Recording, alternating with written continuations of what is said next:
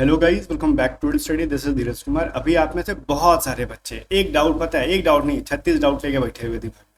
पहला तो क्या सर, सेक्शनल कट ऑफ होती है? जैसे बहुत सारे 4 सेक्शन में बांटे हुए हैं ना पेपर्स को। क्या हर सेक्शन में सबसे बड़ा प्रॉब्लम है क्या जीके में, साइंस में? सबसे बड़ा यही इशू है उनका, जीके में, साइंस में। क्या ये दोनों में पास करना बहुत जरूरी है? पहला तो ये चीज़ हो गया। सेकंड, वो बच्चे जो टेक्निकल ब्रांच से भरे हुए हैं, सर ये कुछ बताओ, हम टेक्निकल वाले ब्रांच के कहाँ से क्वेश्चन पढ़े? भाई क्यों पढ़े जब आपसे एग्जाम में पूछा नहीं जा रहा है? तो कह रहे सर हमने तो देखा है ना वेबसाइट के ऊपर, हमने गूगल पे सर्च किया है। देखो भाई, गूगल भगवान नहीं है। गूगल ऑफिशियल डेटा 100% सही नहीं देता है। गूगल क्या करता है, पुरानी चीज़ों को भी अपने अंदर लिस्ट करके बैठा हुआ है। जब भी कुछ पूछोगे उल्टी कर देता है। उसने चेक नहीं किया कि खाया हुआ किस दिन का, उसने उल्टी करा है। अभी उस वेबसाइट पे लेटेस्ट क्या चेंजेस हुई हैं वो बिना फॉलो किए कुछ भी डेटा उठा के दिखा देता है। तो पिछले 2-3 साल से जो चीज़ें चेंज हो चुकी है उसको गूगल नहीं दिखाता है, वो दिखा देता है कि टेक्निकल ब्रांचेस से क्वेश्चन पूछे जाएंगे। जैसे दो डेढ़ मतलब पिछले बैचेस से ये चीज़ हो गया था ना कि ग्रेजुएशन के उनको परसेंटेज से कोई मतलब नहीं है। गूगल आज भी परसेंटेज दिखाने लगता है कि तुमको 60% ग्रेजुएशन होने चाहिए। तो ये सारी चीज़ें गूगल के भरोसे ना रहो, ऑफिशियल डेटा चेक करो। मैं चीज़ों को दिखाऊंगा आपको। बहुत सारी चीज़ों से रिलेटेड आपको क्वेरीज आ रही हैं। मैं बहुत सारी, ऐसे तो मैंने थंबनेल पे सारी चीज़ों को नहीं लिखा है कि सिलेबस तो ये वो, बहुत सारी चीज़ों को मैं यहाँ पे समझाऊंगा। बस बने रहो मेरे साथ इस बार, ठीक है? बट आगे बढ़ने से पहले ना, मैं हमेशा की तरह एक दो चीज़ें कहूँगा अपने पेड चीज़ों के बारे में भी और फ्री चीज़ों के बारे में भी। सबसे पहले आप हमारा टेलीग्राम चैनल को ज्वाइन कर लो। टेलीग्राम पे सर्च करो @A to Z स्टडी। और मैं वहां पे आपसे पूछ रहा हूँ कि आपको अपने एग्जाम से रिलेटेड और क्या यूट्यूब पे चाहिए भाई, किस टॉपिक से रिलेटेड वीडियो चाहिए, किस सब्जेक्ट से रिलेटेड वीडियो चाहिए, बोलो मैं अपलोड कर दूं। जिनको लास्ट टाइम पे आप खा के डाइजेस्ट कर सको वही बोलना, ठीक है? कभी आपने ज्योमेट्री पढ़ा नहीं और कहोगे ज्योमेट्री पढ़ा दो लास्ट के 2 दिन में, ठीक है? तो भाई आप डाइजेस्ट ही नहीं कर पाओगे, पढ़ के क्या करोगे? हालांकि जो भी चीज़ें चाहिए मेरे को बोलो, मैं यूट्यूब पे प्रोवाइड करा दूंगा। चाहे जो चाहिए, मैराथन चाहिए, फलाना टॉपिक से चाहिए, कुछ भी चाहिए मेरे को कमेंट करो टेलीग्राम पे। यूट्यूब पर भी बता दो, बट यूट्यूब के कमेंट्स में जब देखता हूँ तो जो जनरली वही क्वेश्चंस को देखता हूँ, कुछ बच्चों ने पूछा मैं रिप्लाई कर देता हूँ, ठीक है? और टेलीग्राम पे मैं थोड़ा सा, मैं नहीं तो मेरे हमारे टीम मेंबर एक्टिव रहते तो मेरे को इन्फॉर्म करते बच्चों की रिक्वायरमेंट है, मैं वो चीज़ों को अवेलेबल कराता हूँ पीडीएफ के फॉर्म में, वीडियो के फॉर्म में, किसी फॉर्म में। तो ये तो अलग चीज़ें रह गई, फ्री ऑफ कॉस्ट चीज़ें। अब हमारी कुछ पेड चीज़ें भी हैं जिनके बदौलत A to Z स्टडी चल रहा है। ऑब्वियस चीज़ें ना, मैं बहुत सारे लोगों को अपने साथ जोड़ के रखा हूँ, तो उनको पेमेंट करना होता है तो वो हम आपसे बैचेस के फॉर्म में लेते हैं, वो हम आपसे मॉक टेस्ट सेल करके लेते हैं, वो हम अपनी पेड पीडीएफ लास्ट टाइम में सेल करके लेते हैं। ये सारे पैसे इनको जाते हैं जो हमारे साथ काम कर रहे हैं आपके लिए। इनके बारे में बता देता हूँ क्या चीज़ है। हमारी इंडियन कोस्ट गार्ड की ना एक बैच है ऑफिसर बैच 2.0। इसकी वैलिडिटी 1 ईयर की रहती है।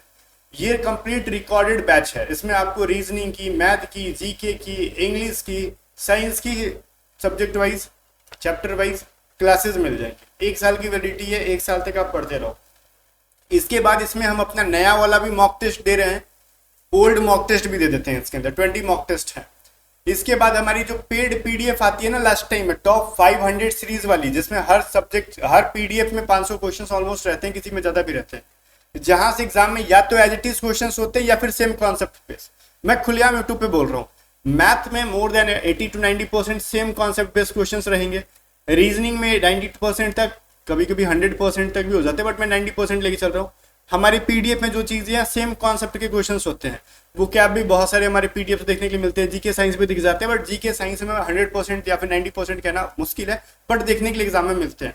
तो जो चीजें हैं जैसे मैं बता रहा हूँ, तो लास्ट टाइम में अगर हमारी बैचेस में हो तो हमने पीडीएफ अवेलेबल करा रखी है, पीडीएफ से प्रैक्टिस कर लेना।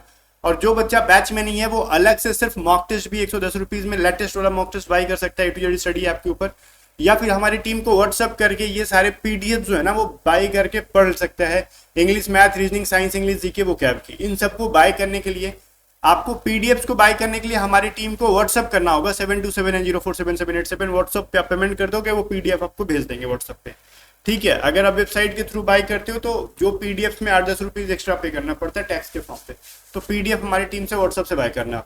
और रही बात बैचेज की, ऑनलाइन मॉक टेस्ट की, तो वो A to Z study app से बाय करना, लिंक डिस्क्रिप्शन में है। और आप हमारी टीम से भी कांटेक्ट कर सकते हो अगर ऐप रन करने में इश्यू आ रहा है तो। ये सभी चीज़ें तो अपनी बातें रही। अब मैं चलता हूँ ना कुछ चीज़ों के बारे में आपको बताने, जो चीज़ आपका सबसे वो है, माइंड को ना झकझोर रहा है कि सर बताओ हमारी जीके खराब है। सबसे पहले हम ले जाते हैं आपको होम टैब के ऊपर। Indian coast guard assistant commandant का वेबसाइट है, दिख रहा है आपको। मैं जाऊंगा यहाँ पे, चेक करो क्या करियर अपॉर्चुनिटी पे, इसकी वेबसाइट की लिंक क्या है, join Indian coast guard .cdac.in/cgcats, ठीक है जो है। फिर आपको करियर अपॉर्चुनिटी पे जाना है।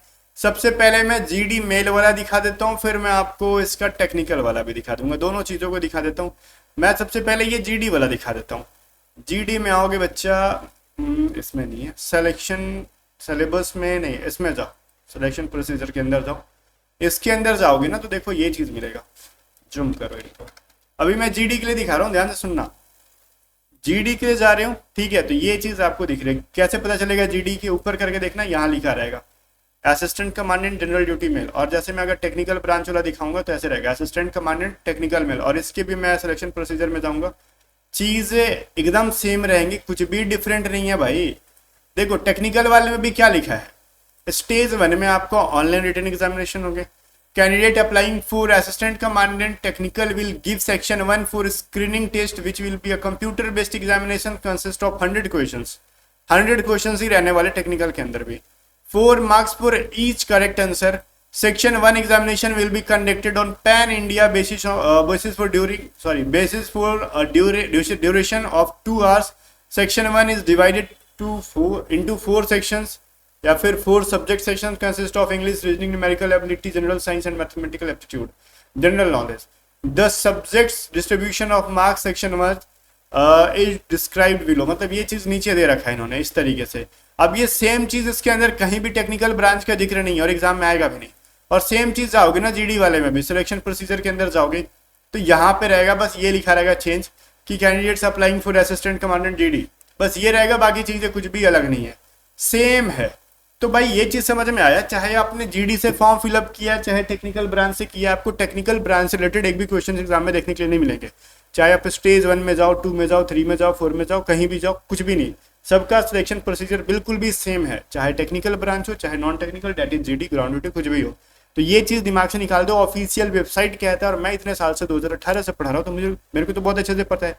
मैं आप जितनी बार वेबसाइट को नहीं खोलोगे उससे कई गुना ज्यादा मैं एक दिन में खोल लेता हूँ इस वेबसाइट को, ठीक है। तो मुझे तो ज़्यादा पता है इसके बारे में, कोस्ट गार्ड के बारे में। मैं इस चीज़ को ईगो तरीके से नहीं बोल रहा हूँ, बस मैं आपको समझाना चाह रहा हूँ, ठीक है, कि मुझे इसके बारे में पता अच्छा से। आपको मैं मतलब वो गलत डायरेक्शन में मैं नहीं लेता हूँ, जो भी चीज़ें सही है। अब समझ में आना चाहिए कि जो भी है टेक्निकल, अब जनरल ड्यूटी, अब इसमें कुछ भी डिफरेंट नहीं है, ठीक है, सिलेक्शन प्रोसीजर में। अब सवाल ये आता है ना कि सर वो सब तो ठीक है, ये बताओ क्या सेक्शनल कट ऑफ है कि नहीं है। सबसे बड़ा इशू तो हमारा वो है, कंसर्न जो हमारा ना कि सेक्शनल कट ऑफ को लेके। जूम करते हैं, मैं इसको थोड़ा सा करीब आ जाओ। इन सभी चीज़ों को जब देखो पढ़ते आओगे कि पेपर कंप्लीट इंग्लिश में होने वाला है, यहाँ पे इन्होंने दे रखा है, कोई दिक्कत है नहीं। फिर कह रहे भाई जो आपका मार्किंग स्कीम है, एक क्वेश्चन 4 मार्क्स का होगा, 4 मार्क्स के होंगे। नेगेटिव मार्किंग है, अगर एक गलत करोगे तो एक सही मार्क्स भी कट जाएंगे। कोई भी क्वेश्चन अटेम्प्ट नहीं करोगे तो उससे कोई दिक्कत नहीं है। जो पास करेगा उसको पीएसपी में बुलाएंगे, ठीक है। लेकिन ये लाइन देखो ध्यान से, Indian coast guard has the discretion to fix qualifying marks in any or all subjects of the examination for shortlisting of candidates for stage 2 PSB। अब ये लाइन लिख के ना बच्चों को डरवा देते हैं, कहते हैं ना कि भाई हमारे पास इसका एक कंप्लीट अधिकार है कि हम चाहेंगे ना तो इन सारे सब्जेक्ट्स को क्वालिफाइंग नेचर भी करा सकते हैं। भाई पहली बात तो इन्होंने इधर लिख रखा है कि यूआर को, ईडब्ल्यूएस को, ओबीसी को 160 नंबर मिनिमम लाने होंगे, इससे नीचे कट ऑफ जाने का ही नहीं है, मिनिमम ये लाना है। एससी एसटी को मिनिमम 140 लाने हैं, तो मिनिमम क्वालिफाइंग मार्क्स है ये तो खैर इसको देखो भी मत, इतनी कम कट ऑफ जाएगी भी नहीं। सवाल जो आता है कि सर ठीक है मेरे अगर 170 आ गया लेकिन जीके में मैं एक भी क्वेश्चन ना बनाऊं तो हमारा सिलेक्शन होगा। भाई अभी तक जितनी बार एग्जामिनेशन हुई है ऑनलाइन, अभी तक इन्होंने एक बार भी सेक्शनल कट ऑफ नहीं ले गए हैं। बोलोगे नौटंकी मत करो, प्रूफ दिखाओ। बिना प्रूफ के हम इन सभी चीजों को नहीं मानते। रुको, मैं एक बार पिछली बार हमारा एक बच्चा था जिसके मार्क्स कम थे, हम उनका दिखाते अपने पीपीटी के अंदर। कहाँ गया भाई, हमारे पास रिजल्ट्स रहते हैं। ये तो मेरा रिजल्ट है 2024 वाला, ठीक है। इसमें भी देख लो, पासिंग मार्क्स सिर्फ था, ऑब्टेन्ड मार्क्स था, लेकिन यहाँ पे कुछ भी नहीं लिखा था ना कि इस सब्जेक्ट में इतना क्वालिफाइंग चाहिए, मेरा स्कोर है ये, तो इसमें कुछ भी वैसा था नहीं, ठीक है। हमारा एक बच्चा था जो पिछली बार क्वालिफाई नहीं कर पाया था, ठीक है, उसके मार्क्स हम दिखा रहे हैं, कहाँ है उस बच्चे के स्कोर। ये क्या भाई, ये CGPT का है ना, नहीं इसमें नहीं है। देखो मैं एक चीज दिखा रहा हूँ, अगर ये CGPT मतलब ये नाविक वाला है, नाविक में इन्होंने सेक्शन 1 में देखो क्वालिफाइंग मार्क्स पासिंग मार्क्स रखा है, तो रिजल्ट में वो शो कर देते हैं कि नहीं, जो फेल हो जाता है। लेकिन भाई देखो, अगर हमारा असिस्टेंट कमांडेंट का कोई बच्चा है जो क्वालिफाई नहीं कर पाता है किसी रीजन से, तो उसमें ऐसा कुछ भी मेंशन नहीं रहता है। हमने इसी के अंदर ये रहा, हमारे एक बच्चे की है, देख सकते हो, इनका है, ये 2026 बैच का है, हमने तो एग्जाम दिया नहीं था 2026 वाले। इनके देखो पासिंग मार्क्स थे 160, इन्होंने 164 लाया था, तो इनका रिजल्ट नहीं हुआ, बिकॉज स्टेज 1 का कट ऑफ ओबीसी का 234 गया था। ठीक है, पिछली बार ज्यादा बच्चे हो गए थे थोड़ा, इस बार उतने बच्चे नहीं है, तो कट ऑफ क्या था 234। बट इन्होंने ये नहीं लिखा ना कि स्टेज 1 में, ये नहीं कहा कि सेक्शन 1 में इतना, सेक्शन 2 में इतना, सेक्शन 3 में इतना, 4 में, ऐसा कुछ लिखा है क्या? नहीं लिखा भाई, नहीं लेते वो लोग अभी तक, नहीं इन्होंने ऐसा कुछ रूल ही नहीं लगा रखा अभी तक। अगर ऐसा रूल लगाते तो और भी कंपटीशन यहाँ पे कम हो जाएंगे। तो बोलोगे वो सब तो ठीक है, बट ये वेबसाइट के ऊपर जो आप नौटंकी दिखा रहे थे वो क्या चीज है भाई? बोलोगे आपने जो यहाँ पे अभी रिसेंट नौटंकी ये दिखाया, ये लाइन दिखा के कि भाई ये जो है ना, इसके पास अधिकार है क्वालिफाइंग मार्क्स रखने का सब्जेक्ट वाइज, एनी और all subject of the examination, ठीक है, किसी भी टाइप का क्वालिफाइंग मार्क्स रखने का, चाहे वो सब्जेक्ट वाइज कर दे या फिर ओवरऑल कर दे। तो भाई ओवरऑल तो कर ही रखा है इन्होंने पहले से कि UR OBC और क्या कहते हैं EWS को 160 लाने हैं, SC ST हमारे प्यारे जो बच्चे हैं उनको 140 लाने हैं। तो बोलोगे ओवरऑल तो इन्होंने रख रखा है। अब सब्जेक्ट वाइज का क्या इशू है, ये फ्यूचर के लिए लेके चलते हैं। अगर किसी कंडीशन में ऐसा हो जाए, कंपटीशन बहुत ज्यादा हो जाए इसके अंदर, इनको जितने बच्चों की रिक्वायरमेंट हो PSB के अंदर बुलाने की, बहुत सारे बच्चे मिलने लगे, बात समझ रहे हो, सेम मार्क्स वाले बहुत सारे बच्चे मिलने लगे। अब उस सिचुएशन में किसको छाटेंगे? ये तो रूल है, मेरिट लिस्ट का रूल है ना, कि भाई हम एज के अकॉर्डिंग छाट लेंगे, मेरिट लिस्ट के लिए है वो, एज के अकॉर्डिंग लास्ट में हम देखेंगे, जिसका एज ज्यादा रहेगा उसको प्रेफरेंस देंगे, उसको बुला लेंगे डेट ऑफ बर्थ के अकॉर्डिंग। बट स्टेज 2 में ले जाने के लिए अगर सेम मार्क्स के बहुत सारे बच्चे अगर उनको मिल जाए, तो उस सिचुएशन में ये सेक्शनल कट ऑफ भी रख सकते हैं उसके लिए, बट फिलहाल नहीं पॉसिबल है। इनके पास उतने बच्चे फॉर्म फिलअप ही नहीं करते हैं कि सेक्शनल कट ऑफ रखने की नतीजा है। भाई 50-60 हजार फॉर्म नहीं फिल हो रहा है इनका, समझ रहे हो, इस 170 वैकेंसी पे 60 हजार बच्चे नहीं फिल कर पा रहे, क्या रखेंगे कट ऑफ ये लोग?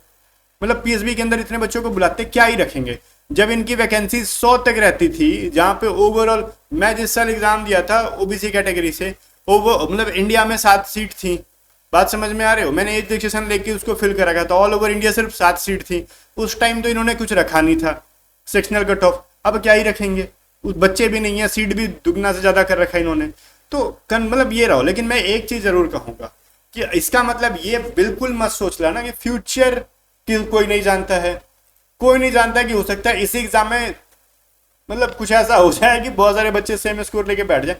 इसलिए ये मत करना कि किसी एक सब्जेक्ट को कंप्लीट निगलेक्ट करके बैठ जाना, ठीक ना? तो इग्नोर मत कर देना जनरल नॉलेज को या फिर साइंस को, थोड़ी थोड़ी नॉलेज भी होनी चाहिए। एटलीस्ट 5 सवाल के ही सही आंसर दे दो, 25 में 5 देना कोई बड़ी चीज नहीं है, तो भी चलेगा। 5 सवाल करने का मतलब समझ रहे हो, 20 मार्क्स लेके बैठ जाओगे, एनफ है ये।